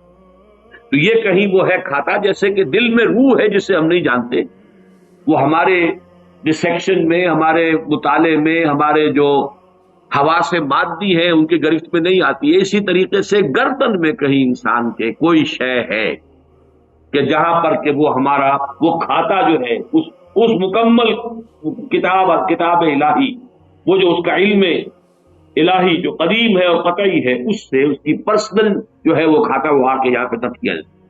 باربع کلمات فیکتب عملہ، یہ بھی لکھ دیتا ہے اس کا عمل کیا ہوگا، یہ وہی علم، اللہ کا علم، یہ کیا کرے گا، واجلہ، اور اس کی مدت دنیا میں کتنی ہے وہ بھی طے ہو جائے، یہاں رہنا کتنا ہے، 60 برس یا 60 دن یا 60 گھنٹے، یہ سب طے ہو جائے۔ ورزقہ، ملنا اسے کیا ہے، وشقی اور سعید، یہ بھی کہ بالآخر یہ شقی رہے گا یا سعید رہے گا، شقی بدبخت نتیجے کے اعتبار سے، یا یہ کہ سعید ہوگا، صاحب سعادت، کامیاب۔ ثم ينفخ فیہ الروح، اچھا نوٹ کیجئے، یہ جو اس کا پرسنل لیجر جو ہے، اس کی کاپی جو اس کے اندر لکھی کر دی گئی ہے، چپکا دی گئی ہے، کہیں انسرٹ کر دی گئی ہے، یہ نفخ روح سے پہلے۔ ثم ينفخ فیہ، وہ فرشتہ، اس لیے کہ اس کا سارا تعلق جو ہے اس باڈی سے، اس کی یہ ساری جو بھی شاکلہ ہے وہ اس باڈی سے ہوتا ہے، روح فطرت ہے وہ بعد میں آتی، وہ تو بعد میں اس کو دی جا رہی ہے۔ اس کی وہ آزاد شخصیت، آزاد چوائس، وہ اس فطرت کی بنا پر. ثم ينفخ فيه روح، پھر وہ فرشتہ اس میں روح پھونک دیتا ہے. فوالذی لا الہ غیرہ، تو اس اللہ کی قسم، اس ہستی کی قسم جس کے سوا کوئی الہ نہیں. ان احدکم لیعمل بعمل اہل الجنۃ حتی ما یکون بینہ وبینہا الا ذراع. تم میں سے کوئی شخص اہل جنت کے سے عمل کرتا رہتا ہے یہاں تک کہ، اب یہاں میں ایک الفاظ کا اضافہ کر رہا ہوں بات کی وضاحت کے لیے، کو بریکٹ میں سمجھیے، بظاہر دیکھنے والوں کے نزدیک اس کے اور جنت کے درمیان بس ایک ہاتھ کا فاصلہ رہ جاتا. فَيَسْبِقُ عَلَيْهِ الْكِتَابُ، کہ اس پر پھر وہ جو نوشتہ تھا، اس میں تو لکھا تھا شقی، پھر اچانک اس کی زندگی میں انقلاب آتا ہے اور اس کے اوپر وہ نوشتہ جو ہے اللہ کا، علم الہی کا، جو غلط نہیں ہو سکتا، اس کا ظہور ہوتا ہے. فَيَعْمَلُ بِعَمَلِ أَهْلِ النَّارِ فَيَدْخُلُ، پھر وہ جہنمیوں کے سے کام کرنے شروع کر دیتا ہے اور اس میں داخل ہو جاتا ہے. ابھی میرا خیال ہے کہ سال، 1.5 سال یا 2 سال ہو گئے ہیں، ہماری جو تنظیم اسلامی آزاد کشمیر کو ہم نے ایک علیحدہ حلقہ آٹونومس بنایا ہے. اس کے جو امیر ہیں سید مظفر حسین ندوی، بہت بڑی بزرگ شخصیت ہے، بڑی علمی شخصیت ہے. انہوں نے وہاں کی ایک بڑی سیاسی شخصیت سے یہ بات کہی. انہوں نے مجھے خود بتایا کہ کچھ لوگ تو ہوتے ہیں کہ جن کی جوانی اور اس کے بعد کے دن بڑے برے گزرتے ہیں آوارگی میں، پھر رفتہ رفتہ بڑھاپے کے آس پاس آ کے پھر وہ کچھ نیکی کی طرف مائل، توبہ تلا کر کے پھر وہ اچھے راستے پہ آ جاتے ہیں. کچھ لوگ الٹے ہوتے ہیں کہ وہ پہلے بڑے نیک، بہت صالح، بہت اچھے، بہت محتاط، بہت متقی، لیکن یہ کہ آخری عمر میں آ کے تو ان کا حال جو ہے بدل جاتا ہے اور پھر وہ بالکل مختلف شخص بن جاتے ہیں. اور ان دوسروں میں سے آپ بھی ایک ہیں. اور یہ ایک بہت بڑی شخصیت آزاد کشمیر کی، جن سے یہ کہا سید مظفر حسین ندوی، اس لیے کہ وہاں ان کا ایک بڑا اونچا مقام ہے. وہ تعلیمات دینی کا جو پورا محکمہ ہے اس کے بھی انچارج رہے ہیں، اور بھی ندوے کے فارغ التحصیل ہیں. مولانا علی میاں اور مولانا مسعود عالم ندوی مرحوم، ان دونوں کے نہایت چہیتے شاگرد. بہرحال یہ اسی طرح کا فنومینن ہے جو اس حدیث میں آ رہا ہے. وَإِنَّ أَحَدَكُمْ لَيَعْمَلُ بِعَمَلِ أَهْلِ النَّارِ، اور تم میں سے کسی شخص کا معاملہ یہ بھی ہو سکتا ہے کہ وہ عمل کرتا ہے اور کرتا رہتا ہے جہنمیوں کے سے. حَتَّى مَا يَكُونَ بَيْنَهُ وَبَيْنَهَا إِلَّا ذِرَاعٌ، یہاں تک کہ اس کے اور جہنم کے درمیان دیکھنے والوں کو نظر یہ آ رہا ہے کہ یہ تو اب پاؤں لٹکائے بیٹھا ہے گور میں اور ابھی تک اس کے لچھن بدلے نہیں ہیں. فَيَسْبِقُ عَلَيْهِ الْكِتَابُ، لیکن وہ نوشتہ اللہ کا، وہ جو ایک علم خدا بندی کے اعتبار سے وہ تو شقی تھا یا سعید تھا. فَيَعْمَلُ بِعَمَلِ أَهْلِ الْجَنَّةِ فَيَدْخُلُهَا، تو وہ اب اہل جنت کے سے کام کرتا ہے اور جنت میں داخل. یہی حدیث جو ہے آگے چل کر اسی مضمون کی حدیث نمبر 17 میں بھی آئے گی، اسی مجموعے کے اندر، اگر ہم وہاں تک پہنچ گئے. اب یہ حدیث جو ہے اس اعتبار سے متفقون علیہ، پہلی حدیث آئی ہے متفقون علیہ اس باب میں. پہلی 3 حدیثیں جو ہے وہ 3 پڑھی ہیں، کتنی پڑھی ہیں ہم نے پہلے؟ 1 2 3، یہ چوتھی حدیث ہے اور یہ ہے متفقون علیہ. باقی 3 کی 3 صرف صحیح مسلم کی تھی اور بڑی عظیم حدیث، بہت عظیم حدیث. ایک تو فطرت اور جبلت یہاں واضح ہو گئی، ایک سرشتے خلقت ہے انسان، ایک فطرت ہے، اس کا تعلق اس کا روح ملکوتی سے ہے، وہ روح ہے. ثم ينفخ فيه الروح، روح کا. اس سے پہلے 120 دن کا جو یہ جنین ہے، جو امبریو ہے اور وہ لیونگ ہے، اس کے اندر لائف کے تمام جو بھی اوصاف ہے وہ موجود ہے، وہ تو پہلے دن سے ہے. سپرمیٹوزوان بھی اگر تھا تو وہ بھی زندہ تھا، متحرک تھا، فعال تھا. اور اگر اوم تھا ماں کی طرف سے تو وہ بھی زندہ شے تھی، لیونگ ایک آرگنزم ہے. لہذا کوئی وقت بھی اس کے اوپر ایسا تو نہیں آیا، وہ تو حیات سے حیات چلی آ رہی ہے. وہ ماں کی حیات اور باپ کی حیات، ان دونوں سے مل کر حیات کا ایک سلسلہ جو ہے وہ شروع ہو گیا. لیکن 120 دن کے بعد وہ مرحلہ آتا، اس سے پہلے خلقت ہے صرف. اور اس خلقت سے تعلق ہے ان 4 چیزوں کا جس کا تعلق کتاب سے. یہ ہے گیون چیزیں کی۔ البتہ یہ کہ اس کے بعد جب روح پھونکی گئی، یہ روح وہ ہے کہ جو اس کا اپنا چوائس۔ اب دیکھیے، اگر کسی کی خلقت کے اندر بدی کے رجحانات بہت تھے بہت تھے بہت تھے، اس کی روح سٹرگل کر رہی ہے شاکلہ کے اندر شاکلہ سے باہر نکل نہیں سکتی۔ Great resistance it has to overcome, کرتے کرتے کرتے یوں سمجھیے کہ جیسے دیمک جو ہے کسی چوکھٹ کو اندر سے کھا رہی ہے، ایک وقت آتا ہے کہ وہ اوپر ظاہر ہو۔ تو اس کے اندر جو ہے خلقت میں اگر نیکی کا رجحان زیادہ تھا، لیکن اس کی اپنی چوائس بدی کی ہے، تو اسے سٹرگل کرنی پڑی ہے اپنی نیکی کو دبانے میں، اس وقت تک نیکی ظاہر ہو رہی ہے، لیکن بالآخر وہ کامیاب ہو جاتا ہے، اس لیے کہ وہ شقی تھا، اور آخر میں وہ دیمک جو ہے شقاوت کی وہ ظاہر ہو جاتی ہے۔ اگر بدی کے رجحانات اس کی خلقت میں زیادہ تھے، گیون شاکلہ جو ہے وہ نیگیٹو زیادہ تھا، وہ کوشش کر رہا ہے۔ اب یہ سٹرگل جو ہے انسان کی شخصیت کے اندر ہو رہی ہے، اللہ جانتا ہے اس کو، دیکھنے والوں کو تو یہ نظر آئے گا وہی کام کر رہا ہے جو پہلے 10 سال پہلے کر رہا تھا، آج بھی وہی کر رہا ہے۔ انہیں نظر نہیں آئے گا کہ اس نے کتنی محنت کی ہے، کتنی بار گرا ہے پھر اٹھا ہے، پھر گرا ہے پھر اٹھا ہے، کتنی مرتبہ جو ہے اوور پاور کیا ہے اسے اس کی اس خلقت نے، اور شیطانی وساوس جو اس کو اور سپورٹ کر رہے ہیں، لیکن اس نے اپنی he has not given up his struggle، اس کے اندر لگا تھا، یہاں تک کہ بالآخر کامیاب ہو گئی۔ لیکن دیکھنے والوں کو جو نظر آئے گا اس کے اعتبار سے حدیث نے بات کو واضح کر دیا، کوئی اشکال نہیں، الحمدللہ میرے ذہن میں کوئی اشکال اس حدیث کے درجے میں باقی نہیں ہے۔ اب آگے چلیے 5ویں حدیث ہے۔ وعن سهل بن سعد رضی اللہ عنہ قال قال رسول اللہ صلی اللہ علیہ وسلم ان العبد لیعمل عمل اہل النار وانه من اہل الجنہ ویعمل عمل اہل الجنہ وانه من اہل النار وانما الاعمال بالخواتیم۔ آخری فیصلہ ہوگا اس کے اس آخری وقت کا جو معاملہ ہے اس کے۔ اب یہ اس کی وضاحت کی ضرورت نہیں، یہ بھی متفقون علیہ۔ 6 حدیث من عائشہ رضی اللہ عنہا قالت دعی رسول اللہ صلی اللہ علیہ وسلم الى جنازت صبی من الانصار۔ حضرت ام المومنین حضرت عائشہ صدیقہ رضی اللہ تعالی عنہ فرماتی ہیں کہ حضور کو دعوت دی گئی، آپ سے درخواست کی گئی، انصار میں کسی بچے کا انتقال ہو گیا، کہ آپ اس کی نماز جنازہ میں شرکت فرمائیں، پڑھائیں۔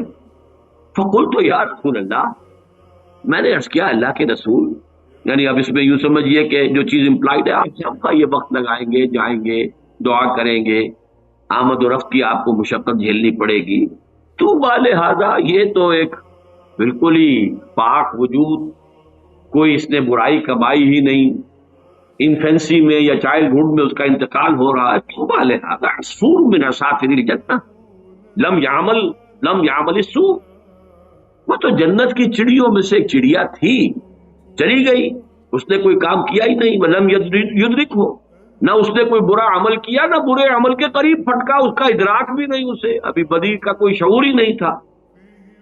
فقال، اب حضور نے فرمایا او غیر ذالک یا عائشہ،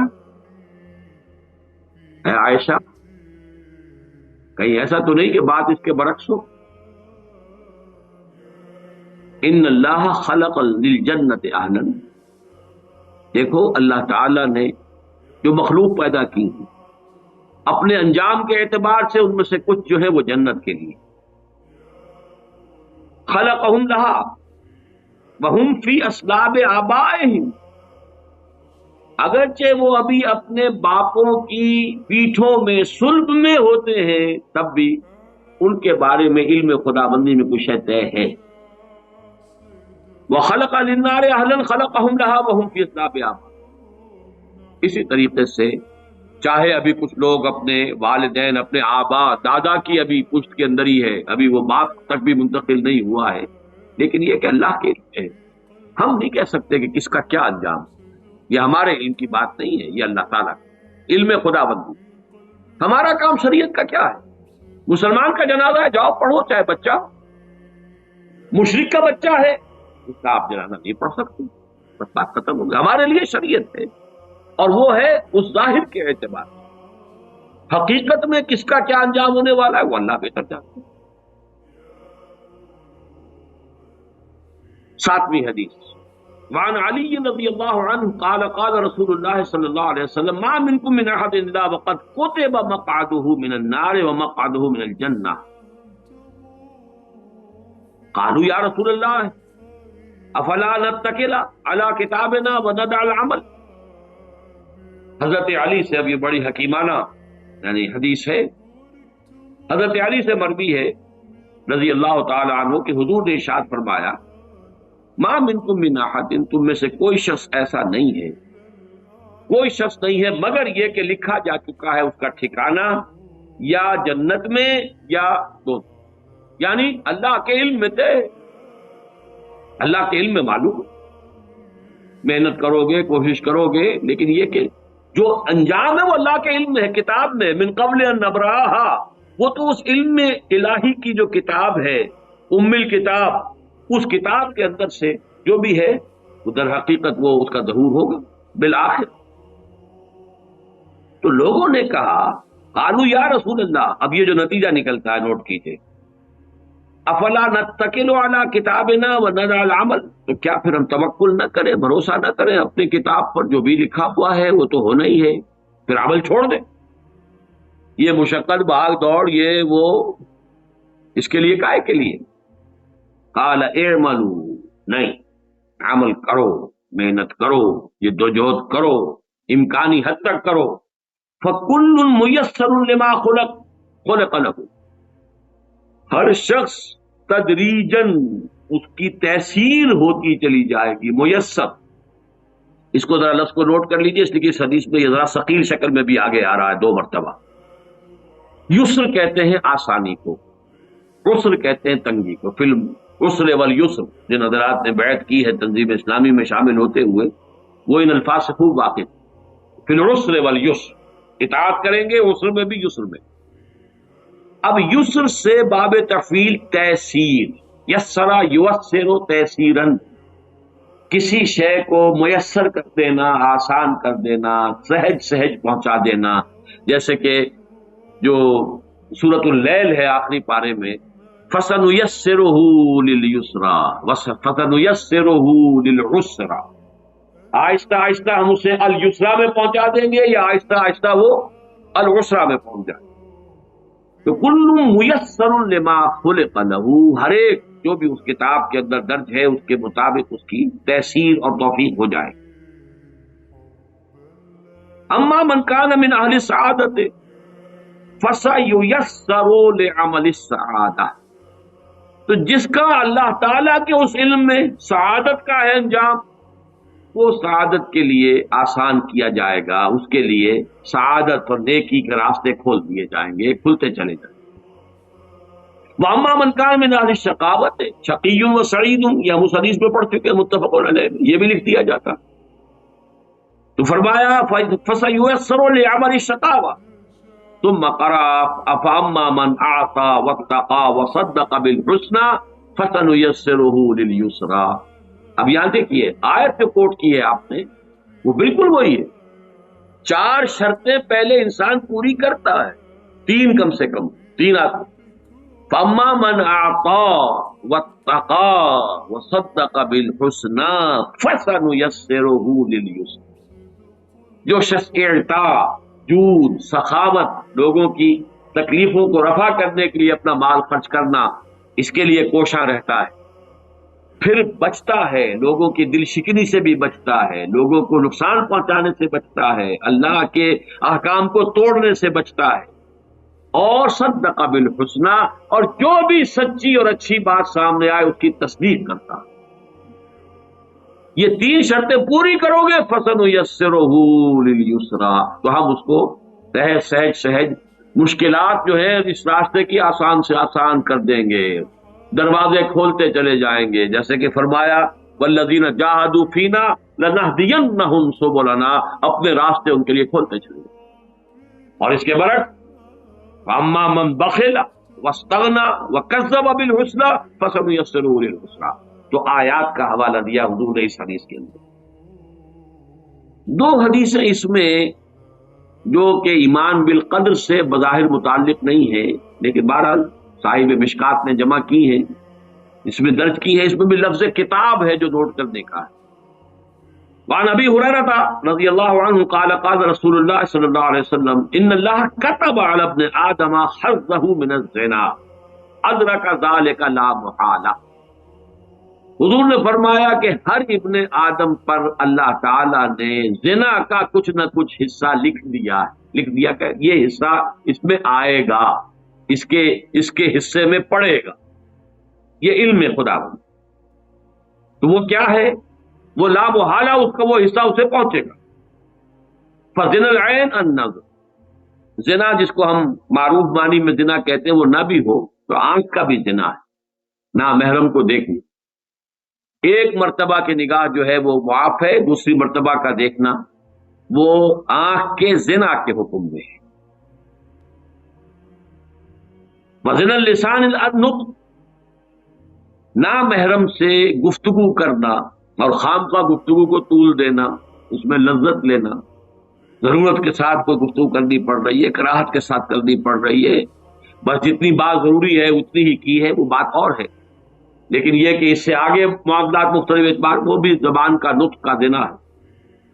والنفس یتمنی وتشتہی، اور نفس کا معاملہ یہ ہے کہ پھر وہ تمنا اس میں ابھرتی ہے کہ تکمیل ہو جائے اس عمل زنا کی، اور اس میں اشتہا ہوتا ہے، شہوت ہوتی ہے۔ والفرج یصدق ذلک ویکذبہ، اس کے بعد تو عمل جو ہے وہ یا اس کی توثیق اور تصدیق کر دیتا ہے یا اس کی تصدیق کر دیتا۔ متفق علیہ روایت۔ وفی روایت لمسلم، اور جو امام مسلم منفرد طور پر جو لائے ہیں روایت وہ یہ بھی ہے کہ قال كتب على ابن آدم نصیبہ من الزنا مدرک ذلک لا محالہ، العینان زناہما النظر والاذنان زناہما الاستماع واللسان زناہ الکلام والید زناہ البطش والرجل زناہ القطع والقلب یہوی ویتمنا ویصدق ذلک الفرج ویکذبہ۔ بہرحال اس کی بھی مزید ترجمے کی ضرورت نہیں ہے، بات مضمون وہی ہے۔ اب آئیے نویں حدیث۔ وعن عمران بن حسین رضی اللہ عنہ ان رجلین من مزینۃ قالا، حضرت عمران ابن حسین کہتے ہیں رضی اللہ تعالی عنہ کہ بنو مزینہ کے دو شخص آئے حضور کی خدمت میں، انہوں نے بات کہی، یا رسول اللہ، اے اللہ کے رسول، ارأیت ما یعمل الناس اليوم ویقدحون فیہ، کیا آپ کی رائے ہے یہ لوگ جو آج کام کرتے ہیں، عمل کرتے ہیں، بھاگ دوڑ کرتے ہیں، جہاد کرتے ہیں، انفاق کرتے ہیں، قدح قادح الی ربک قدحا فملاقیہ، یہ آخری پارے میں جو آیت آئی ہے وہ قدح، مشقت جھیلنا۔ تو یہ جو انسان مشقت کرتا ہے، اب اس کے بارے میں آپ کیا فرماتے ہیں؟ اشیء قضی علیہ، کیا یہ کوئی ایسی شے ہے جو ان کے بارے میں پہلے سے طے شدہ ہے؟ وَمَضَى فِيهِمْ قَدَرٌ سَبَقَ، اور یہ کہ کوئی قدر جو ہے، تقدیر پہلے ہی سے طے پا چکی ہے ان کے بارے میں۔ او فیما یستقبلون بہ مما آتاہم بہ نبیہم وثبتت الحجۃ علیہم، یا یہ کہ جو بھی مستقبل میں آنے والا ہے، جن میں کہ کوئی نبی ان کے پاس کوئی پیغام لے کر آتا ہے، ان پر حجت قائم ہو جاتی ہے، یہ چیزیں جو ہیں ان کا کیا آپس میں ربط و تعلق؟ فقال، حضور نے فرمایا، لا بل شیء قضی علیہم ومضی فیہم والتصدیق ذلک فی کتاب اللہ عز وجل ونفس وما سواہا فالہمہا فجورہا وتقواہا۔ حضور نے فرمایا، اور یہاں پر پھر میں کہوں گا کہ اس سے مراد صرف وہ علم الہی ہے کہ اس میں وہ شے طے شدہ ہے کہ کسی شخص کو کیا کرنا ہے، کیا کرے گا، لیکن اس سے اس کے آزاد ارادے اور اس کے چوائس کی نفی مطلق انفر کرنا درست نہیں۔ وعن ابی ہریرہ، 10ویں حدیث، حضرت ابو ہریرہ سے مروی ہے رضی اللہ تعالی عنہ، قال قلت یا رسول اللہ، وہ فرماتے ہیں کہ میں نے عرض کیا اللہ کے رسول، انی رجل شاب، میں ایک جوان شخص ہوں، اور ظاہر بات ہے کہ اصحاب صفہ میں سے تھے، نکاح کرنا، گھر گرہستی یہ ان کے لیے ممکن ہی نہیں تھا۔ وَأَنَا أَخَافُ عَلَى نَفْسِ الْعَنَةَ، اور مجھے اپنے بارے میں خوف ہے، کہیں میرا قدم پھسل نہ جائے، کوئی غلط حرکت نہ کر بیٹھوں، آخر جوان انسان ہوں، جوان مرد ہوں، تو میری جو بھی طبیعت کا تقاضا ہے ولا اجد ما اتزوج به النساء، میرے پاس تو کوئی وہ مال نہیں ہے، وہ وسائل نہیں ہے کہ میں نکاح کر سکوں. کانہ یستاذنہ فی الاختصاب، اگرچہ وہ الفاظ تو حضرت ابو ہریرہ نے استعمال کیے، لیکن یہ کہ جو اندیا اس سے ظاہر ہوا وہ یہ تھا کہ وہ یہ اجازت چاہتے تھے کہ میں اپنی مردمی کو ختم کر دوں، خصی ہو جاؤں، میں اپنے اس تقاضے ہی کو ختم کروں.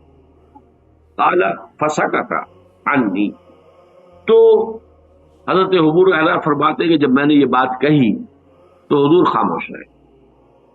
ثم قلت مثل ذلك، میں نے پھر وہی بات دہرائی، فسکت عنی، پھر بھی حضور خاموش رہے. ثم قلت مثل ذلك، پھر میں نے تیسری مرتبہ بات کہی، حضور فسکت عنی، پھر آپ پھر بھی خاموش رہے.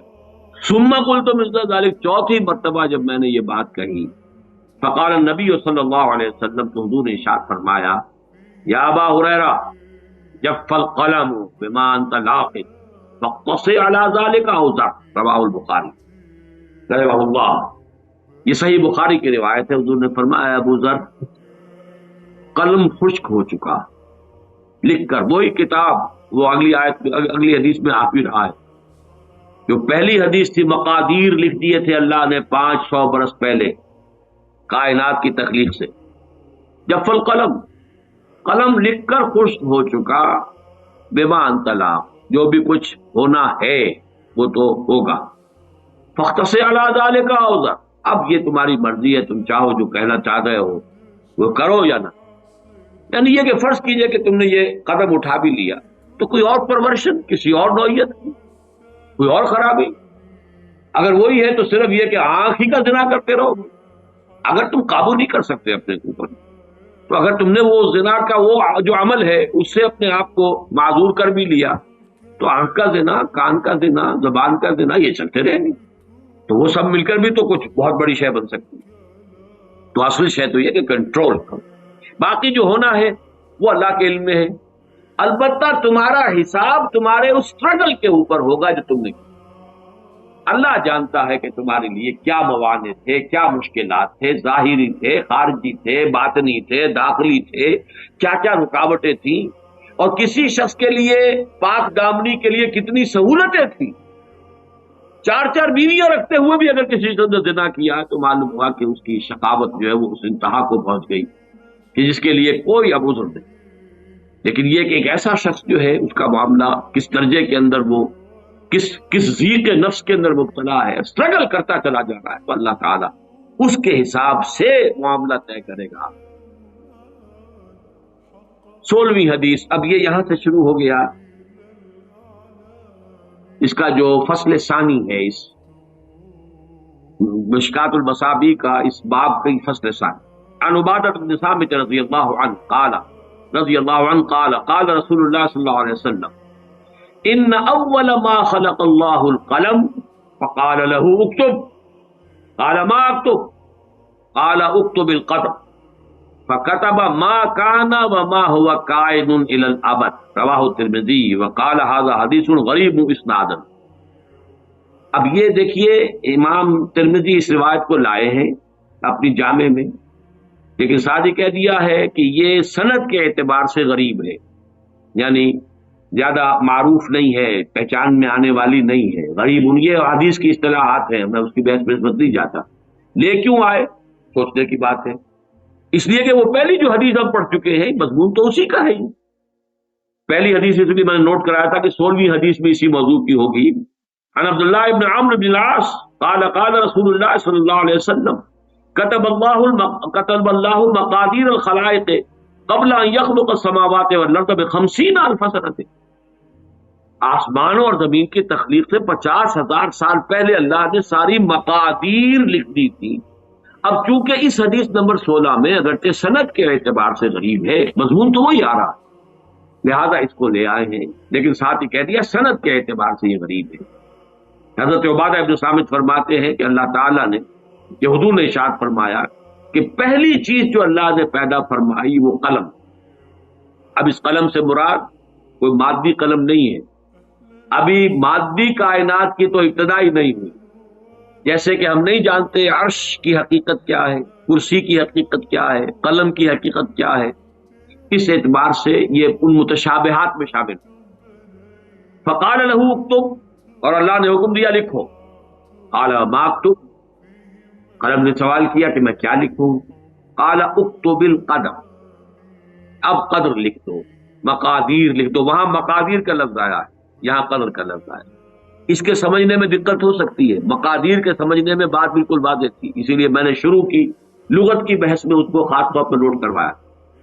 اکتب القدر فکتب، تو اس نے لکھ دیا ما کان وما ہوا کائن الی الابد، جو کچھ آج تک ہوا ہے وہ بھی لکھ دیا تھا، اور جو کچھ ابد تک ہونے والا ہے وہ بھی لکھ دیا. وعن مسلم بن يسار رضی اللہ عنہ قال سئل عمر بن الخطاب رضی اللہ عنہ عن هذه الآية وَإِذْ أَخَذَ رَبُّكَ مِنْ بَنِي آدَمَ مِنْ ظُهُورِهِمْ ذُرِّيَّتَهُمْ الآية.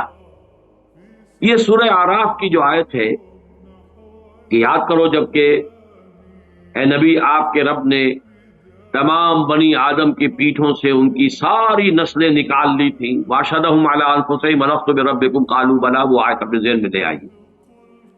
تو حضرت مسلم بن یسار فرماتے ہیں کہ حضرت عمر بن الخطاب رضی اللہ تعالی عنہ سے اس آیت کے بارے میں سوال کیا.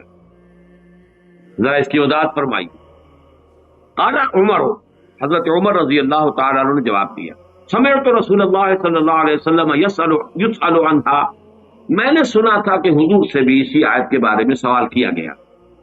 فقال، آپ نے فرمایا ان اللہ خلق آدم.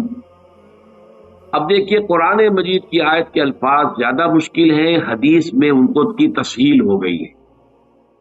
وہاں الفاظ ہیں ذریتیں، گویا کہ آدم کی ذریت پہلے وجود میں آ گئی ہے، پھر ان کی پیٹھوں سے اللہ نے نسل آدم پوری نکالی. یہاں حدیث نے اس کو واضح کر دیا، آسان کر دیا. ان اللہ خلق آدم، اللہ نے آدم کو پیدا فرمایا. ثم مسح ظہرہ بیمینہ، پھر اللہ نے اپنے داہنے ہاتھ سے ان کی پیٹھ پر مسح کیا، پھیرا اپنا ہاتھ. فاستخرج منہ ذریۃ، تو اس میں سے کچھ اولاد جو تھی ذریت آدم جو آنی ہے ابد تک، اس میں سے کچھ کو نکال دیا. فقال خلقت هؤلاء للجنہ، فرمایا یہ وہ لوگ ہیں، یہ جنت کے لیے میں نے ان کو پیدا کیا، جنت کے.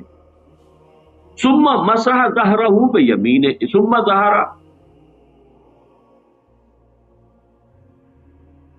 قال سمعت رسول اللہ صلی اللہ علیہ وسلم یسأل عنها فقال ان اللہ خلق آدم ثم مسح ظہرہ بیمینہ فاستخرج منہ ذریۃ فقال خلقت هؤلاء للجنہ وبعمل اہل الجنہ یعملون، یہ اہل جنت ہی کیسے عمل کریں گے. ثم مسح ظہرہ فاستخرج منہ ذریۃ، پھر دوبارہ ہاتھ پھیرا اور اولاد نکالی. فقال خلقت هؤلاء للنار وبعمل اہل النار یعملون، یہ جہنمی ہے اور یہ جہنمیوں کے سے عمل کریں گے. فقال رجل ففیم العمل، اب سوال پیدا ہو گیا. ایک شخص نے حضور سے سوال کیا. ابتداءً سوال حضرت عمر سے کیا گیا جو کہ مسلم ابن یسار بیان کر رہے.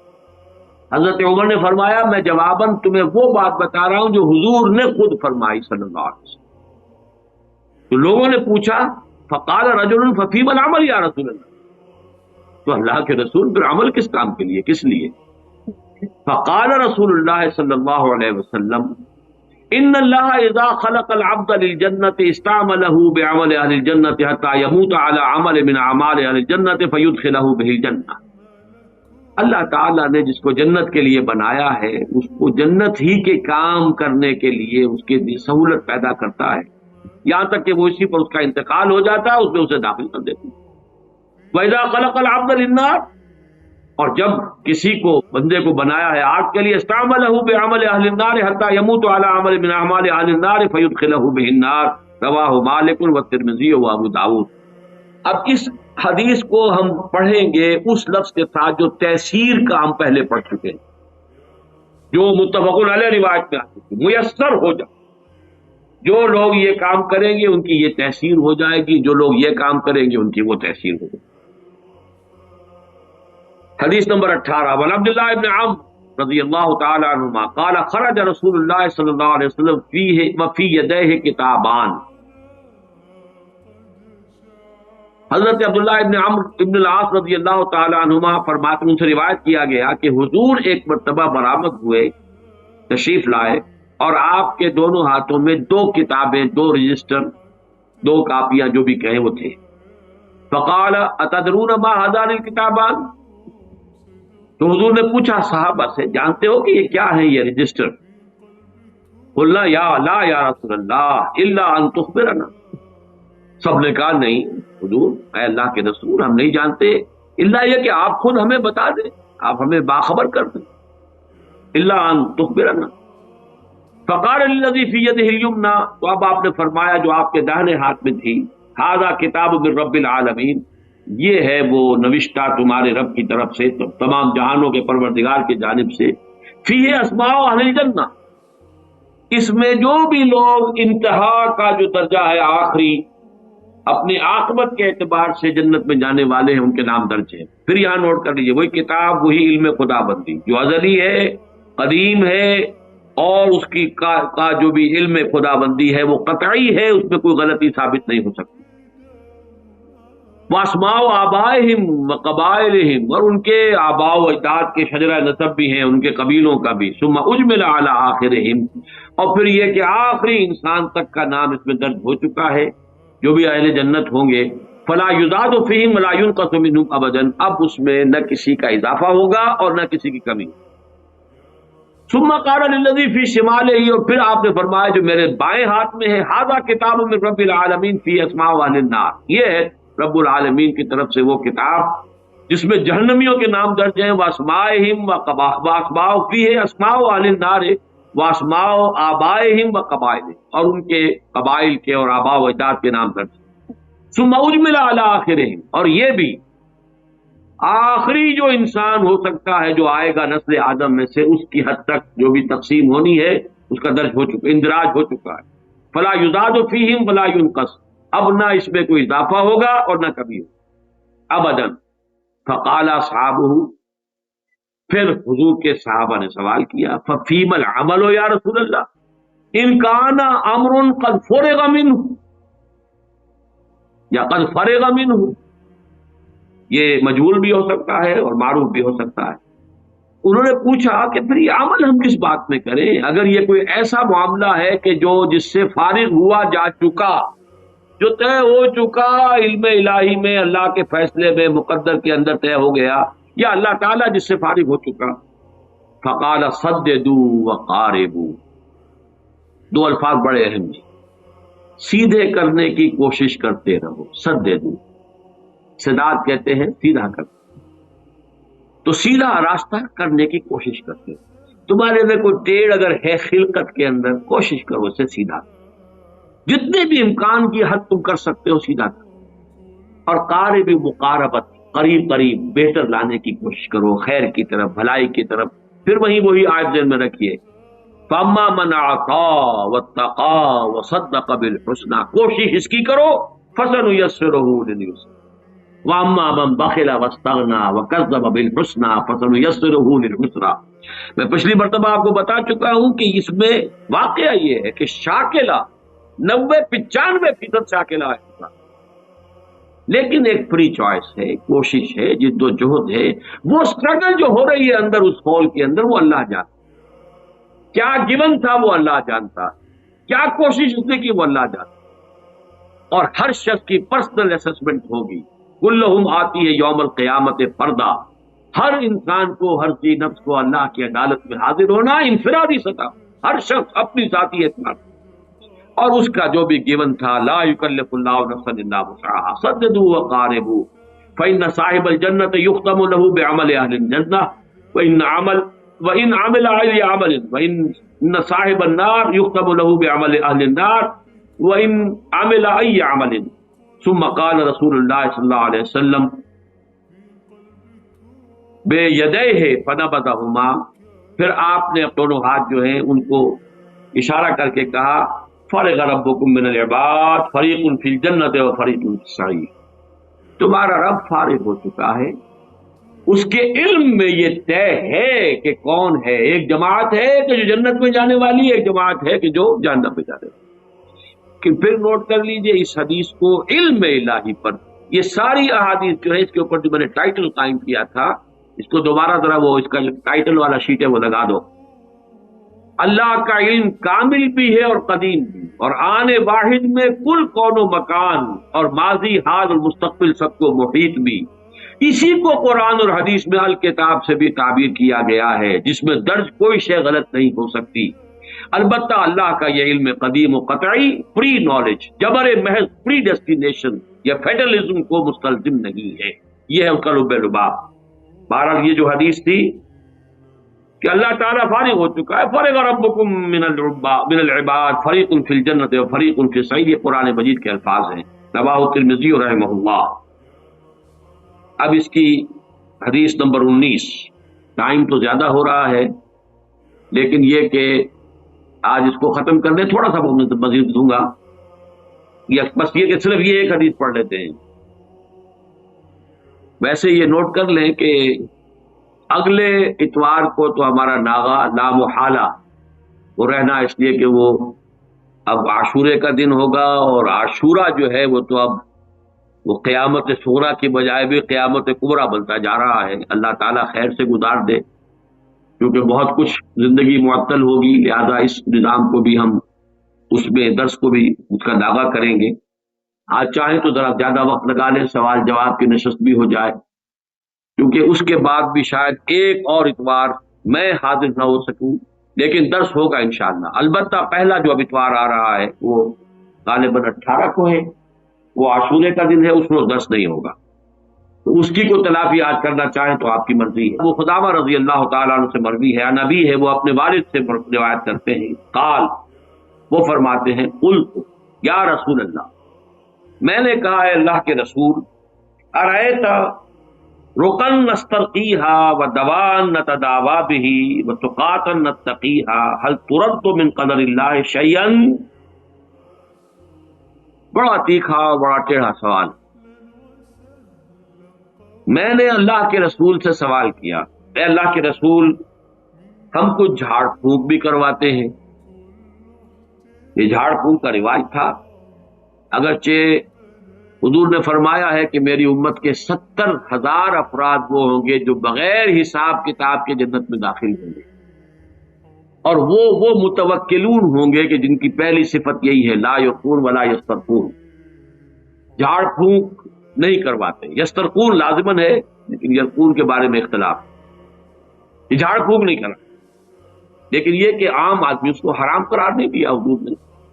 تو وہ صحابی کہہ رہے ہیں، ارأیت رقن نسترقیہا، یہ جو جھاڑ پھونک ہم کرواتے ہیں، ودوان نتداوا بہ، اور دوا دارو جس سے کہ ہم اپنے امراض کا اور بیماریوں کا علاج کرنے کی کوشش کرتے ہیں، وتقاتا نتقیہا، اور یہ کہ کچھ حفاظتی بندوبست ہم کرتے ہیں اپنی جان کی حفاظت کے لیے۔ اب ایک حفاظت جو ہے وہ آج کل مجھ پر بھی ٹھونس دی گئی ہے۔ پرسوں جمعے کے روز اچانک پتہ نہیں کیا کھلبلی مچی، ایس پی صاحب بھی تشریف لائے، اور پھر ڈی ایس پی صاحب بھی آئے، اور 2 SHOs بھی آئے، کوئی افواہ اڑی ہوئی تھی شہر میں، کوئی خاص کوئی ہماری اکیڈمی کے بارے میں، واللہ عالم۔ میں نے تو کہا کہ کوئی مجھے تو نہ کوئی ٹیلی فون ایسا آیا ہے۔ بہرحال انہوں نے کہا کہ ہم چاہتے ہیں یہاں پہ کہ کوئی گارڈ جو ہے کھڑے کر دیں۔ میں نے کہا وہ آپ اپنا جو بھی فرائض ہیں آپ ادا کیجئے، باقی مجھے کوئی ضرورت اس کی نہیں ہے۔ اور ویسے بھی کوئی گارڈ آج کی دنیا میں، وہ پہلے کبھی اگر گارڈز کی کوئی ہوتی بھی تھی، کوئی ان کی تاثیر یا ان کا کوئی نتیجہ یا فائدہ، وہ آج کی دنیا میں ختم ہو چکا ہے۔ بہرحال 5 وقت تو ہم مسجد میں ایکسپوز ہوتے ہیں پوری طریقے سے، اس حوالے سے۔ اور لیکن اگر یہ اللہ کو منظور ہے تو یہ تو کام وہ ہے جو حضرت عمر کے ساتھ ہوا، حضرت علی کے ساتھ ہوا رضی اللہ تعالیٰ عنہ، دونوں کا معاملہ مسجد میں جو ہے حملہ ہوا تھا۔ لیکن ایسی کوئی صورت ہے ہی نہیں میرے لیے اس وقت، جہاں تک میرے علم میں۔ بہرحال یہ ابھی گارڈ جو ہے، جو بھی اہتمام ہو رہا ہے، یہ تیسرا کھاتا ہے جو ان صحابی نے بیان کیا، اور یہ چیزیں حضور کے ساتھ بھی تھیں، حضور پر بھی پہرا ہوتا تھا۔ حضور جب مدینے میں تشریف لے گئے ہیں تو وہاں پر بھی پہرا ہوتا تھا، حضرت ابو ایوب انصاری کے مکان پر صحابہ پہرا دیتے تھے۔ البتہ اس کے بعد جب کوئی آیت نازل ہوئی ہے، غالباً وہ روایت پوری طرح تو ذہن میں مستحضر نہیں ہے، واللہ یعصمک من الناس، تو پھر حضور نے کہہ دیا کہ